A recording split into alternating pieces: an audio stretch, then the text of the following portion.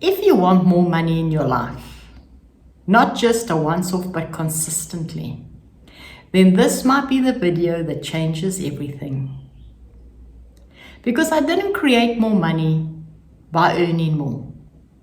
I created it by becoming somebody who could hold it, save it, and grow it. And today I'm going to share with you exactly how I got there, step by step. Welcome to Life Journey with Leone. If you're tired of scraping to every month end, you're tired of unexpected expenses breaking you, and you're tired of feeling like you should be further than what you are by now, I've been there and I got out. Not through luck, not through a miracle, but through 4 steps that completely changed my financial life and still changes it today, and it changed my life. So let's begin. In step 1, the biggest shift is from scarcity to abundance. Money starts in the mind, not in the bank. For years, I thought like somebody who never had enough, and I acted like somebody who never had enough, and I focused on what I didn't have. I never looked at what I did have. I never focused on what I did have. Every bill felt like a loss. Every unexpected expense was panic. And every month end would end with stress because you had less or hadn't saved. And then one day I realized the truth. You cannot receive abundance while thinking like somebody who lacks it. So I started training my mind differently, slowly, deliberately. I started to focus on what I do have. And not just in money, but in my home, in my friends, in my family, having my work, being able to get into my car, go to my job, go to where I go to. And when I do spend money, I do it consciously. When I buy things, I become conscious that I'm wealthy and I'm blessed to be able to get what I'm getting, to buy what I'm buying, to be with friends and family at a gathering, to see them, to have that love surrounding me. And even if all I could buy was bread and milk, I was already wealthier than some people who couldn't. It doesn't matter how big it is or small it is. It's by becoming conscious of what you actually already have, and you'll be amazed when you start looking at it and becoming aware of it. How much you really have. Even when I go buy a cup of coffee, it hasn't just become a thing of, oh, I'm buying a cup of coffee. It's a moment of wealth. I don't do things on autopilot anymore. And a big thing is, I don't feel guilty. So I became present. I exercised gratitude and worthiness. Because you got to believe that you're worthy of it. That is really important. And for me, that was really, really, really important. Because abundance isn't about what you have. It's how you hold what you have. Because you can have everything and still not feel abundant. It's how you hold what you have.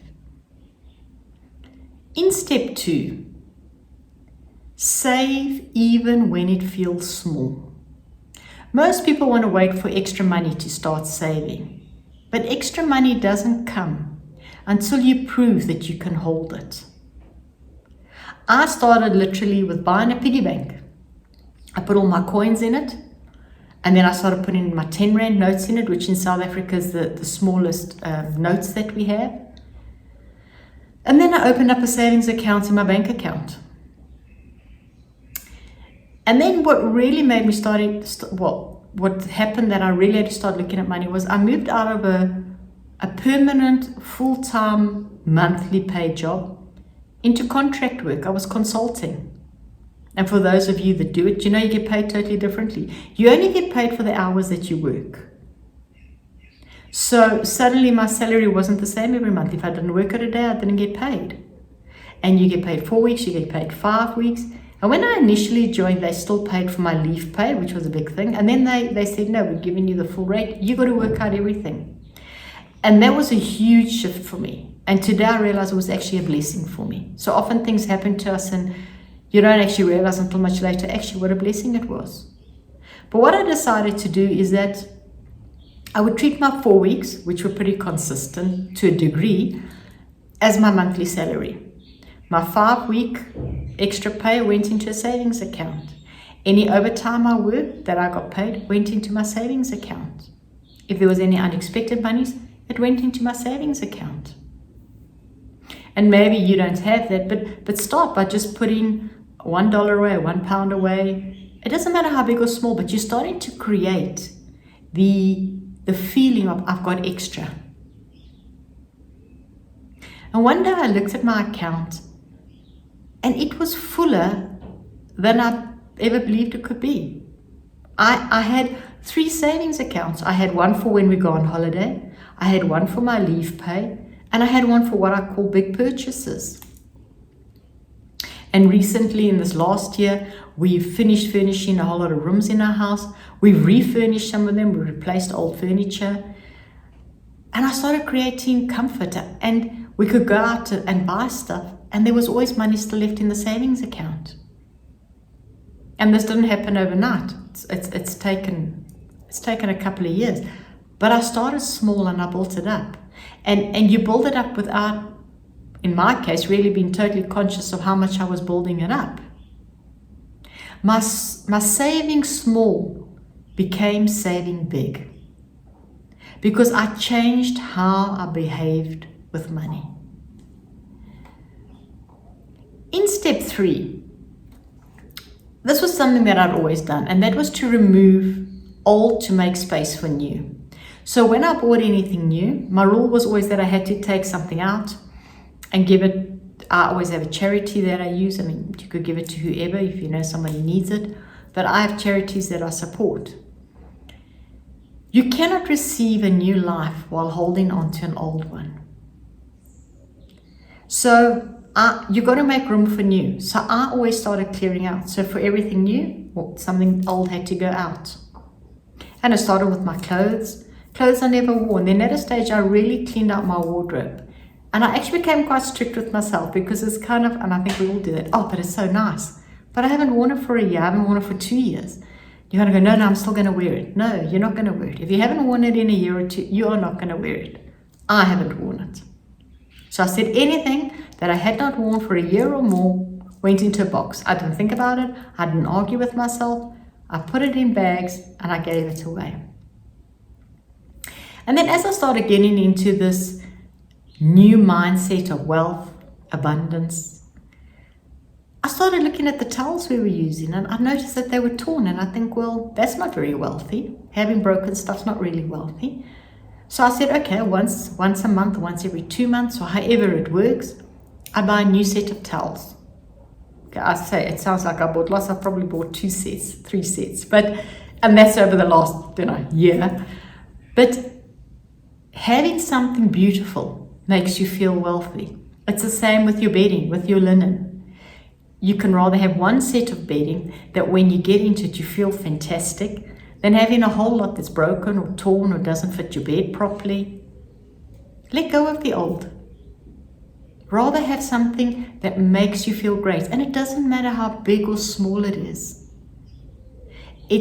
And for all of us, it's different. It's when you get it, you go, wow, this is a spoil for me. This is awesome. And remember, you deserve it.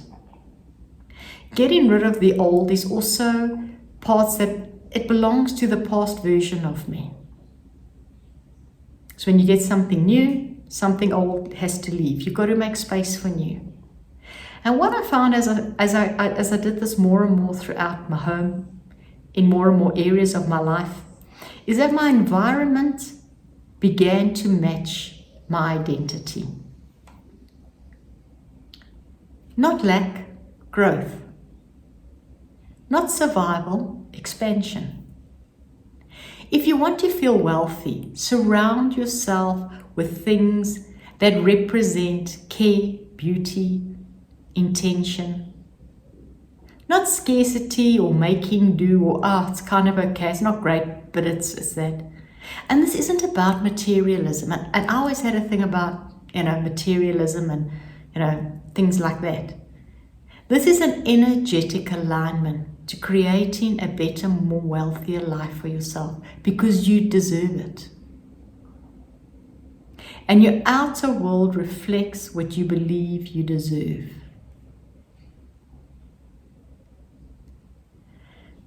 Step 4 is always a big thing for me. Gratitude is the gateway. Gratitude is not an emotion, it's a frequency. And money responds to frequency. It's a vibrational level that you're on.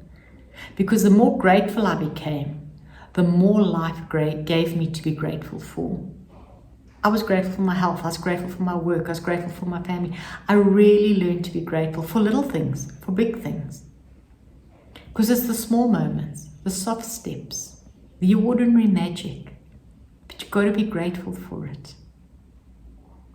Because there is so much to be grateful for. And when you live with gratitude, money becomes your partner. It's not a problem. It's a flow. It's not a fight. These steps didn't just change my income. They changed me. They changed the way I look at money. They changed my relationship with money. And when I changed, my financial life rose to meet me.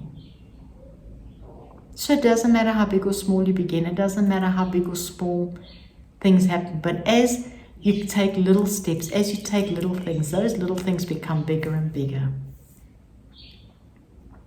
So if this spoke to you, please let me know. What is the one money habit you want to change this month? Please write it in the comments below. And then please like this video so that more people can find it. It really helps my channel and I really appreciate it. And subscribe so that you can grow with me. And next week, hit the notification bell. It'll tell you when I release my video next week, where we build confidence together. You deserve more, and more is coming. Thank you for taking the time to watch this and for being with me. Leave your comment. I look forward to reading them and to our journey together. Bye.